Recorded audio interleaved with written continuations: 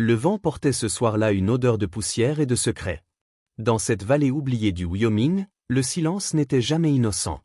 On disait qu'il précédait toujours une tragédie. Et ce soir-là, Henry Thorne le sut avant même de comprendre pourquoi. Du haut du toit de sa grange, marteau en main, il réparait les tuiles fendues par l'hiver. Le soleil déclinait lentement derrière la crête, étirant sur la terre sèche l'ombre d'un homme qui avait choisi de vivre loin du monde. Depuis la mort de sa femme, il n'avait plus parlé à personne. Le bruit du marteau était son seul compagnon jusqu'à ce qu'un cri, faible mais déchirant, traverse la vallée. Henry leva la tête. Là-bas, au bord de la colline, une silhouette minuscule avançait en titubant. Un enfant. Ses petits pieds soulevaient la poussière, ses mains agrippaient quelque chose, non, quelqu'un. Derrière lui, une femme traînait sur le sol, inconsciente, le visage maculé de sang. Le cœur d'Henry se serra. Il jeta son marteau, descendit d'un bond, et traversa la cour à grandes enjambées. L'enfant s'arrêta, tremblant. Ses joues étaient couvertes de boue et de larmes séchées. Il leva des yeux immenses, d'un bleu délavé par la peur. « Monsieur, s'ils reviennent, cachez ma maman. » Sa voix n'était qu'un souffle. Henry s'immobilisa à 3 pas de lui. Un long silence tomba, lourd comme la poussière. Puis il posa une main ferme sur l'épaule du garçon. « Donne-la-moi, petit. » Sans protester, l'enfant lâcha la main inerte de la femme. Henry la souleva dans ses bras, elle était si légère qu'il sentit ses os à travers la robe déchirée. Du sang collait à ses doigts.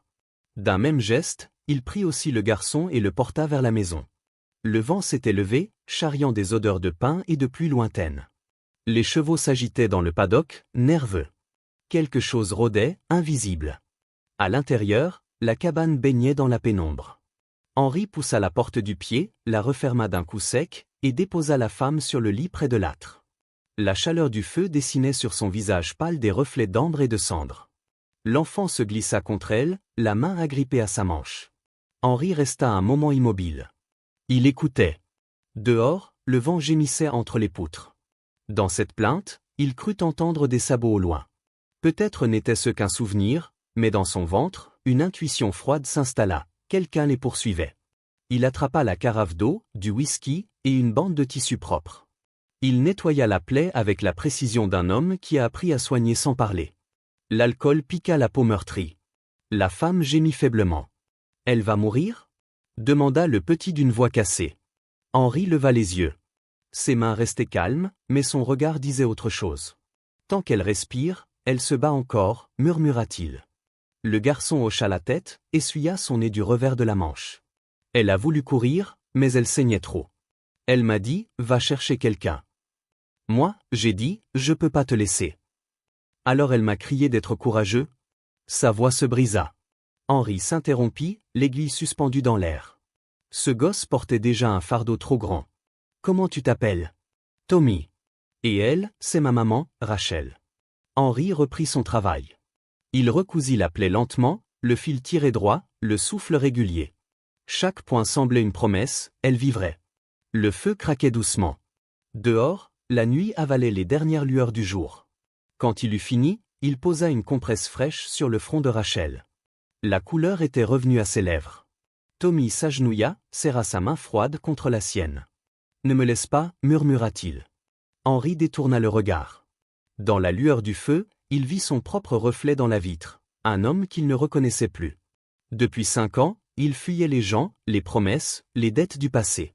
Et voilà qu'un enfant, venu de nulle part, venait frapper à la porte de sa solitude avec le visage de la peur. Il se leva, s'approcha de la fenêtre.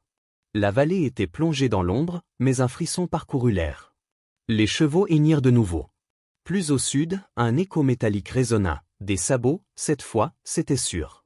Henry serra la mâchoire. Son regard glissa vers la carabine appuyée contre le mur. « S'ils reviennent, » répéta-t-il dans un souffle. Puis il attrapa l'arme, vérifia la chambre, et souffla, « Ce sera par-dessus mon cadavre. » Le feu grésilla. Le petit releva la tête, les yeux pleins d'une confiance instinctive. Dehors, un corbeau cria, comme pour prévenir les montagnes que la nuit allait saigner. La peur avait une odeur, celle du sang séché et du bois brûlé. Henry Thorne la sentit avant même d'ouvrir les yeux. La nuit s'était retirée doucement, laissant derrière elle ce silence étrange qui précède les tempêtes humaines. Dans la cabane, le feu achevait de mourir. La lumière des braises dessinait sur les murs l'ombre d'un homme en veille, d'un enfant qui ne voulait plus dormir, et d'une femme entre la vie et la mort. Henri acheva sa couture sur la plaie de Rachel. Puis il se redressa, alla chercher un peu d'eau et la tendit au garçon sans un mot. Tommy but à petites gorgées, puis murmura « Merci, monsieur ». Henri hocha simplement la tête. Le feu avait besoin d'un peu de vie, il y ajouta une bûche. La flamme reprit, chassant la froideur du matin. Sur le lit, Rachel bougea. Ses paupières frémirent, lourdes, désorientées. Elle tenta de se redresser, mais la douleur la rejeta aussitôt sur la couverture. Tommy, souffla-t-elle d'une voix rauque. « Je suis là, maman. On est en sécurité. Cet homme, il nous a aidés. » Rachel tourna la tête, aperçut la silhouette de Thorn. Ses yeux s'écarquillèrent de panique. « Où sommes-nous? Qui êtes-vous » Henri s'approcha lentement, s'accroupit près d'elle et lui tendit la tasse. « Buvez. Vous êtes en sécurité ici. » Elle hésita. Son regard chercha celui de son fils, et y trouva une confiance pure. Alors elle prit la tasse et but, les mains tremblantes. Henri posa une main brève sur son épaule. Pas de force. Pas de domination. Juste la chaleur tranquille d'un homme qui promet sans parler. Des larmes glissèrent sur ses joues. « Oh, vous ne m'avez pas fait de mal » murmura-t-elle, presque pour elle-même. Henri ne répondit pas. Dans la lumière du feu, son visage paraissait sculpté dans la pierre, mais quelque chose dans ses yeux disait qu'il comprenait trop bien la peur des femmes battues. Tommy s'allongea contre elle. « Dors, maman.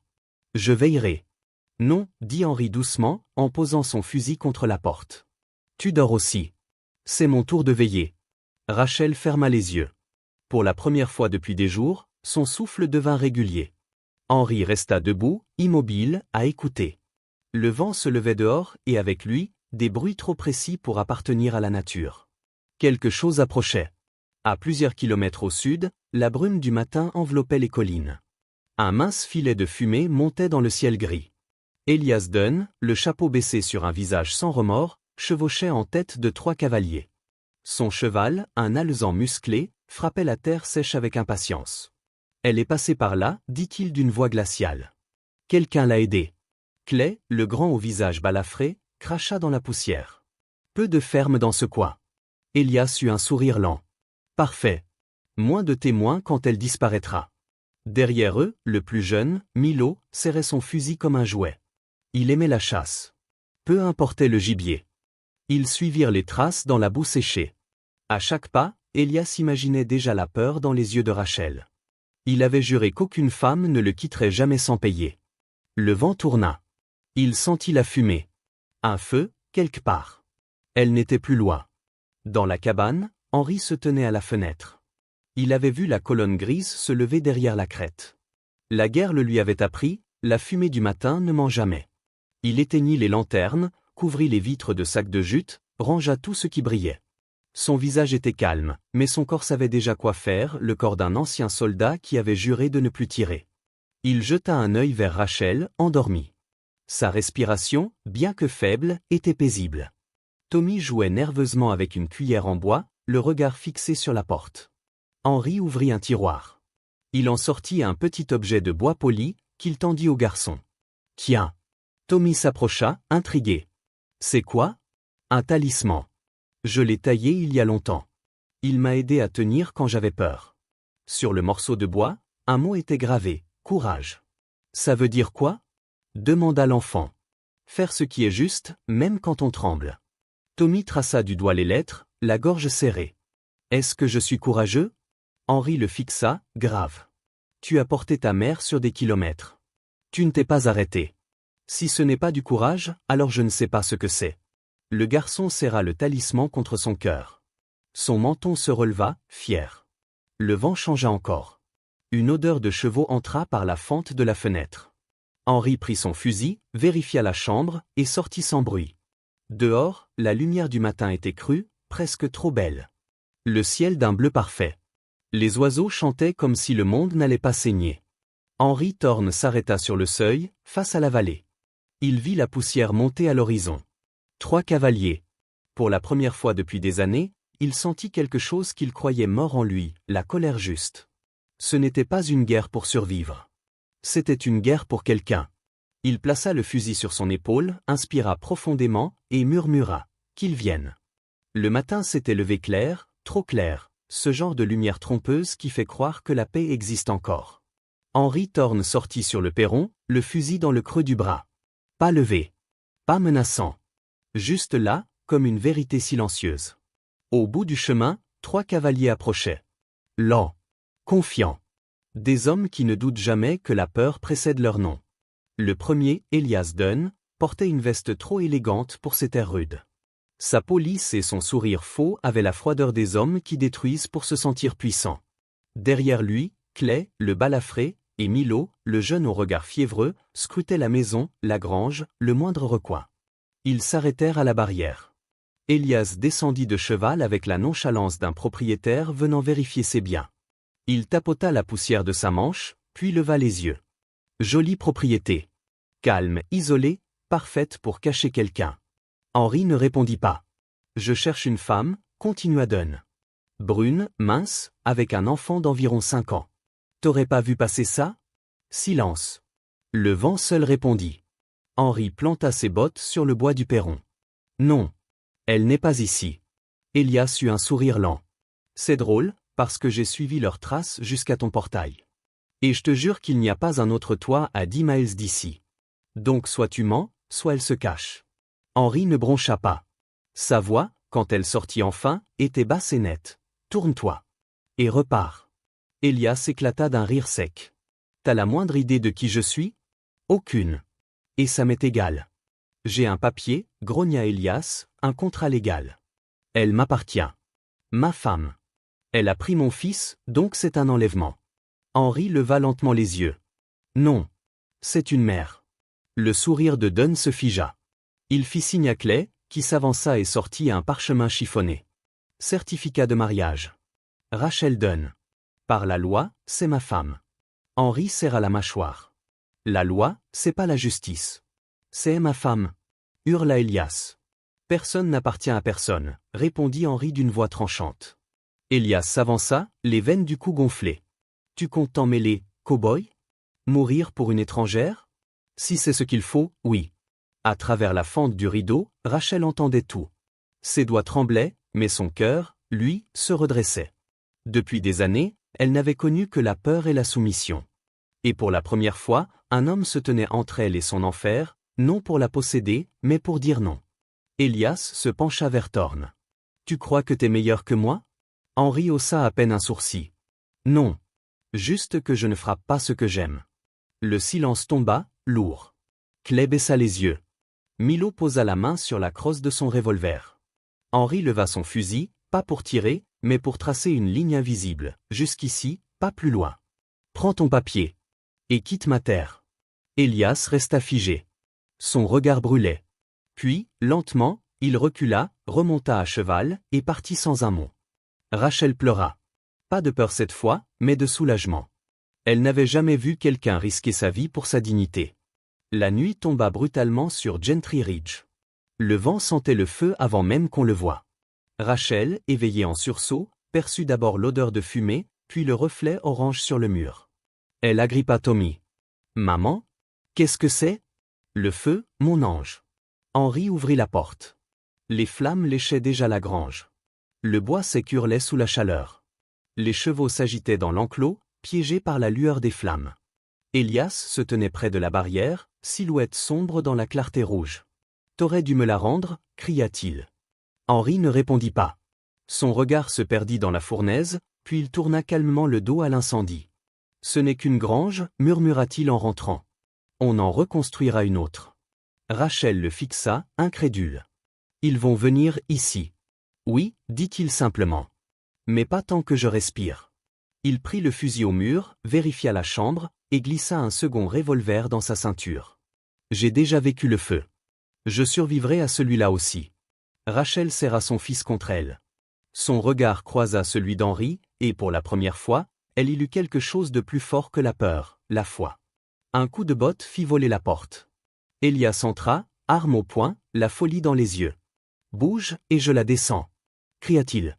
Mais Henry bougea déjà. Le tir partit trop tôt. Une balle éclata la poutre derrière lui. Il fonça. Les deux hommes s'entrechoquèrent. Le pistolet vola, heurtant le sol. La table bascula, les chaises volèrent. Elias frappa.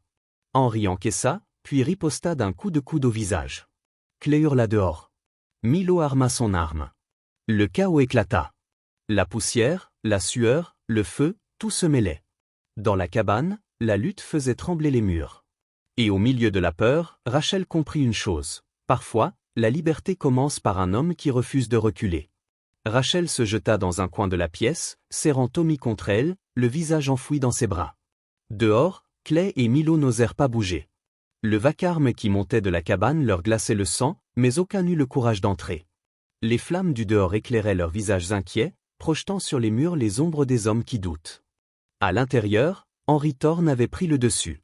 Il frappa Elias d'un coup sec dans l'estomac, l'envoyant à genoux. Puis, d'un geste précis, il attrapa une corde suspendue au mur et lui lia les poignets, puis les chevilles.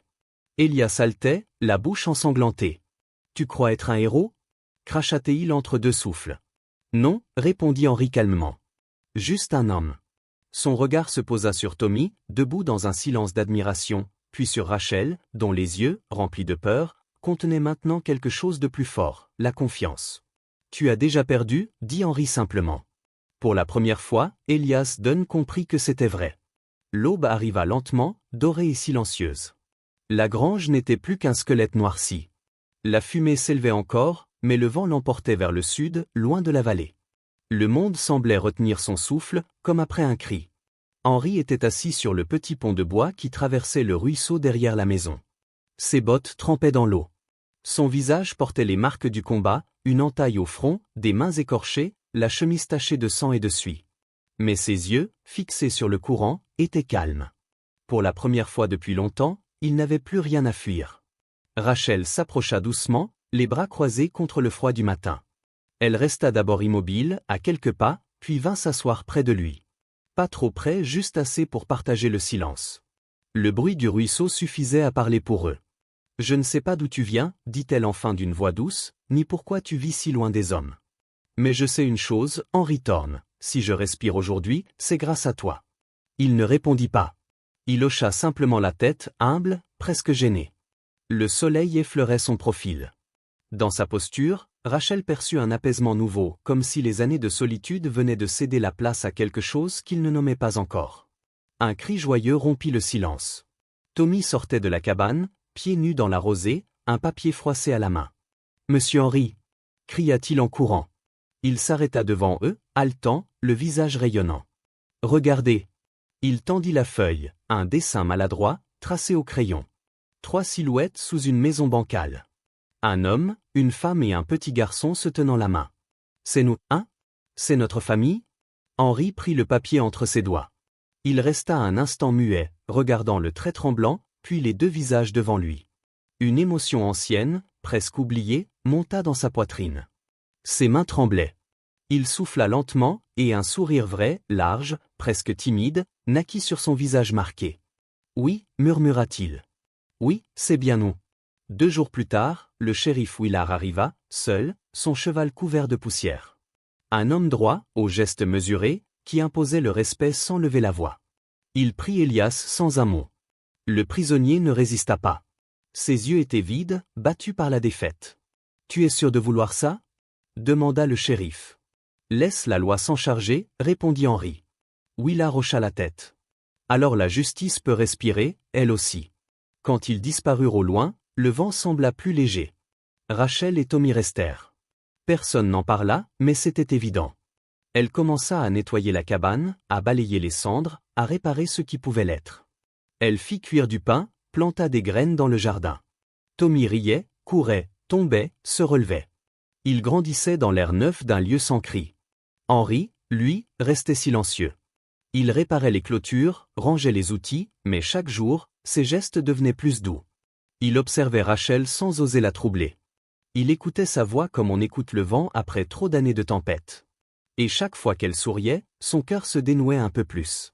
Le soir, quand la lumière se couchait sur les collines, on entendait seulement le bruit du feu et le ruisseau. Plus de peur. Plus de chaînes invisibles. Juste la vie, simple et entière. Un soir, Rachel sortit sur le perron. Henri était là, assis à la limite de la terrasse, un morceau de bois dans les mains. Il taillait lentement avec son couteau, concentré, le regard apaisé. Elle s'approcha sans bruit. « Qu'est-ce que tu fais » demanda-t-elle doucement. Il leva les yeux, un éclat tranquille dans le regard. « J'en fais un autre. Pour lui. » Elle comprit avant même qu'il termine. Dans sa paume, elle vit apparaître les lettres gravées, « Courage ». Les mêmes qu'il avait offertes à Tommy. « Et toi, Henry Thorne ? Tu en as encore ?» Il sourit. « Peut-être un peu. Mais cette fois, j'en ai 2 pour m'en rappeler. » Rachel s'assit à côté de lui. Le ciel s'embrasait d'or et de rose. Le feu du passé avait tout pris, sauf ce qu'il fallait sauver. Tommy sortit en courant, riant aux éclats, le vent dans les cheveux. Henry le regarda venir, pour la première fois, au lieu de la solitude, il sentit la paix. Le garçon bondit sur ses genoux. Rachel posa sa main sur la sienne. Et, dans le silence du crépuscule, la vie reprit son souffle. « Qu'est-ce que tu fabriques » demanda Rachel doucement. Henry leva la tête, un léger sourire au coin des lèvres. Dans ses mains, un petit cadre de bois, encore brut, mais façonné avec soin. « C'est pour le dessin de Tommy, répondit-il. Celui où il y a nous 3. Rachel resta silencieuse. Ce simple mot nous eut l'effet d'un battement de cœur. Elle s'assit à côté de lui, les yeux brillants. « Tommy a besoin d'un père, dit-elle. » Henry baissa les yeux. Le couteau de sculpture s'immobilisa entre ses doigts. « Et toi » demanda-t-il après un silence. Rachel inspira lentement. « Moi, j'ai besoin d'un endroit où je ne suis plus obligé de fuir. Un endroit où je peux vivre. Pas seulement survivre. » Henry leva les yeux vers elle. « Je ne sais pas être cet endroit-là, murmura-t-il. »« Tu le es déjà, répondit-elle doucement. »« Tu ne le vois pas encore. » L'été s'installa sur Gentry Ridge, drapant la vallée d'une lumière dorée. Les champs reverdirent, l'air vibrait du bourdonnement des abeilles. La nouvelle grange se dressait, plus solide, plus belle. Le perron fraîchement repeint portait une rangée de fleurs sauvages que Rachel avait plantées, convaincue que la beauté faisait partie de la survie. Près de la clôture, Henry travaillait, manches retroussées, bâtissant un treillis de bois pour les vignes qu'il espérait voir pousser avant l'hiver. La sueur perlait sur sa tempe, mais son visage respirait la paix. Un peu plus loin, Tommy s'accrochait nerveusement à la selle d'une petite jument brune. Rachel observait, partagée entre fierté et inquiétude. Henry s'approcha, tenant les rênes. « Tu n'as pas besoin d'être parfait aujourd'hui, dit-il doucement. »« Et si je tombe » demanda l'enfant. « Alors tu te relèves. Être courageux, ce n'est pas ne jamais tomber. C'est ne pas abandonner. » Tommy baissa les yeux, serrant le pommeau de la selle. Henry posa une main rassurante sur son dos. « Tu n'as pas besoin d'être fort, mon garçon. Juste de continuer. » Le petit releva la tête. Et dans un murmure presque imperceptible, il dit « D'accord. Papa. » Le mot suspendit le temps. Rachel eut un sursaut, la main sur la bouche. Henry resta figé, le souffle court. Ce mot si simple résonna comme un tonnerre dans la vallée, chassant d'un coup les années de silence. Leurs regards se croisèrent et ce fut comme si tout ce qu'ils avaient perdu avait enfin trouvé sa place. Le soir venu, Rachel dressa la table. Un tissu qu'elle avait cousu elle-même, un bouquet de fleurs sauvages, un pot de ragoût fumant au milieu. L'odeur du romarin emplissait la pièce. Henry entra, les mains encore humides, et Tommy accourut. « J'ai fait quelque chose » lança-t-il avec fierté. Rachel tendit à Henry un papier plié, taché de terre. Il l'ouvrit lentement.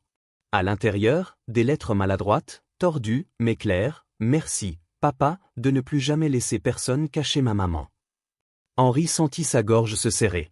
Il plia le papier avec précaution, sans réfléchir, serra Tommy contre lui, fort, d'une étreinte qui disait tout ce qu'il ne savait pas dire. Au-dessus de l'épaule du garçon, son regard croisa celui de Rachel. Et dans ce silence-là, il n'y avait plus de mots nécessaires, seulement la promesse d'un foyer. Cette nuit-là, bien après que le feu se soit éteint, Henry sortit sur le perron. Le ciel était clair, la vallée paisible. Le vent soufflait doucement entre les pins.